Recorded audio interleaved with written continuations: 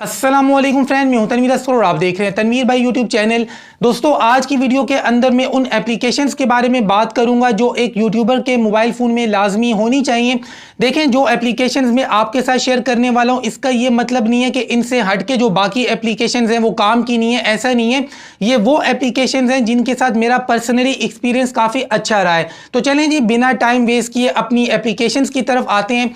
देखें जी, अभी तक हमने जितना कुछ सीखा है वो यूट्यूब से रिलेटेड सीखा है कि यूट्यूब का चैनल कैसे बनाना है, चैनल आर्ट कैसे बनाना है, वाटरमार्क कैसे बनाना है, थंबनेल कैसे बनाना है, XYZ, ये सारी चीज़ें हमने सीख ली हैं। अब हमने बनानी है वीडियो। देखें, वीडियो आमतौर पे दो तरह से बनाई जाती है। Number 1 screen recording and number 2 face cam. पहले बात करते हैं फेस कैम के बारे में। जिस तरह मैं आपके सामने बैठा हूं, कैमरे के सामने बैठा हूं, इसको कहते हैं फेस कैम वीडियो। अगर तो आप अपने मोबाइल फ़ोन के अंदर फेस कैम की वीडियो बनाते हैं तो इसके लिए जो सबसे बेहतरीन एप्लीकेशन मुझे लगती है वो है ओपन कैमरा के नाम से। देखें, आपके मोबाइल फ़ोन का जो अपना कैमरा है, अक्सर मोबाइल फ़ोन्स के अंदर ये कैमरा आपके माइक को सपोर्ट नहीं करता। आप माइक ले आते हैं, अपने मोबाइल फ़ोन के साथ अटैच करते हैं और उसके बाद वीडियो भी रिकॉर्ड करते हैं, लेकिन आपका जो माइक होता है ना, ये काम नहीं कर रहा होता। आपके मोबाइल फ़ोन का जो माइक है वो डायरेक्टली आपकी ऑडियो रिकॉर्डिंग कर रहा होता है। इस वजह से आपकी ऑडियो रिकॉर्डिंग के अंदर शोर आता है। तो भाई, अगर आप माइक का इस्तेमाल करते हैं और फेस कैम वीडियो बनाते हैं तो ओपन कैमरा नाम की एप्लीकेशन को अपने मोबाइल फ़ोन में इंस्टॉल कर लें। उसके बाद आपने इसकी सेटिंग्स में जाना है, वीडियो सेटिंग्स में जाना है, ऑडियो रिकॉर्डिंग को आपने ऑन करना है और एक्सटर्नल माइक को भी आपने चेक लगा देना है। इस तरफ या इस तरफ मैं आपको स्क्रीनशॉट दिखा रहा हूं, ये सेटिंग्स आपने करनी है। तो आपका अगर ये वाला माइक है बोया बाय M1 का, तो ये 100% आपके मोबाइल फ़ोन के साथ काम करेगा। अक्सर मोबाइल फ़ोन का जो अपना कैमरा होता है उसमें डायरेक्टली आपका बोया बाय M1 का माइक काम नहीं करता। तो ओपन कैमरा के बाद दूसरे नंबर पे बात करते हैं स्क्रीन रिकॉर्डिंग के बारे में। देखिए, ये तो मैंने ओपन कैमरा आपको बताया ना कि अगर आप फेस कैम वीडियो बनाते हैं, लेकिन अगर आप स्क्रीन रिकॉर्डिंग की वीडियो बनाते हैं तो भाई आजकल देखें जितने भी मोबाइल फ़ोन्स आ रहे हैं, ज़्यादातर मोबाइल फ़ोन्स के अंदर तो प्री इंस्टॉल्ड आपको एप्लीकेशन मिल जाती है स्क्रीन रिकॉर्डिंग की। लेकिन अगर आपके मोबाइल फ़ोन में नहीं है तो DU स्क्रीन रिकॉर्डर, इसके साथ मेरा एक्सपीरियंस काफ़ी अच्छा रहा है। DU स्क्रीन रिकॉर्डर मुझे इसलिए अच्छा लगा कि इसकी वीडियो क्वालिटी भी बहुत अच्छी है, ऑडियो क्वालिटी भी बहुत अच्छी है।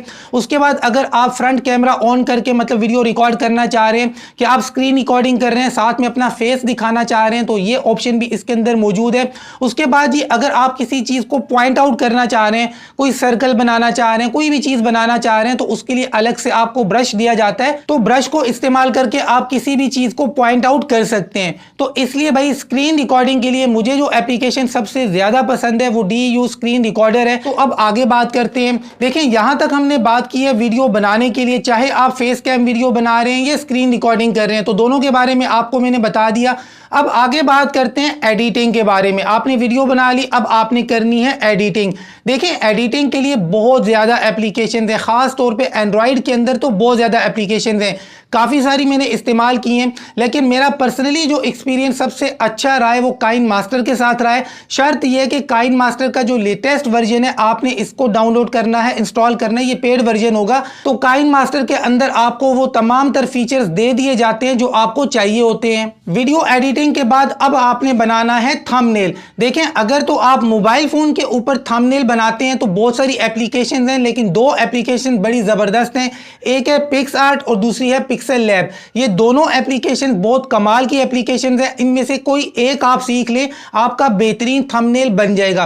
देखें, यहां तक सारी चीज़ें हमने डिस्कस कर ली हैं। अब आगे बात करते हैं, अगर आप एक यूट्यूबर हैं तो भाई YT स्टूडियो नाम की एप्लीकेशन आपके मोबाइल फ़ोन में लाजमी होनी चाहिए। देखें, बहुत सारे न्यू यूट्यूबर्स हैं जिनको YT स्टूडियो नाम की एप्लीकेशन के बारे में पता नहीं होता है। तो भाई, अगर आपका यूट्यूब का चैनल है तो YT स्टूडियो नाम की एप्लीकेशन अपने मोबाइल फ़ोन के अंदर इंस्टॉल कर लें। YT स्टूडियो से आपने अपने चैनल को मैनेज करना है, लोगों को कमेंट्स के रिप्लाई करने हैं, थंबनेल लगाना है, या बाकी जितने भी काम आप करना चाह रहे हैं अपने चैनल के ऊपर, तो ये सहूलत देती है आपको YT स्टूडियो नाम की एप्लीकेशन। तो देखें भाई, इस वीडियो के अंदर मैंने आपके साथ बहुत सारी एप्लीकेशन शेयर नहीं की हैं, बल्कि थोड़ी सी एप्लीकेशन शेयर की हैं, वो भी ऐसी एप्लीकेशन जो आपके काम की हैं। और अगर इन एप्लीकेशन से हटकर आप कोई दूसरी एप्लीकेशन इस्तेमाल कर रहे हैं जिन पर आपका हाथ बैठा हुआ है, तो भाई आप उन्हीं को इस्तेमाल करते रहें। लेकिन जितने भी न्यू यूट्यूबर्स हैं जो इन एप्लीकेशंस के बारे में पूछते हैं कि तनवीर भाई ये काम किस एप्लीकेशन पे करूं, ये काम किस एप्लीकेशन पे करूं, तो मेरा जिन एप्लीकेशंस के साथ बेस्ट एक्सपीरियंस रहा है मैंने आपके साथ शेयर कर दी है। वीडियो अच्छी लगी है तो लाइक कर दे, चैनल को सब्सक्राइब नहीं किया तो सब्सक्राइब करें। मिलते हैं इंशाल्लाह नेक्स्ट वीडियो में, तब तक के लिए अल्लाह हाफिज।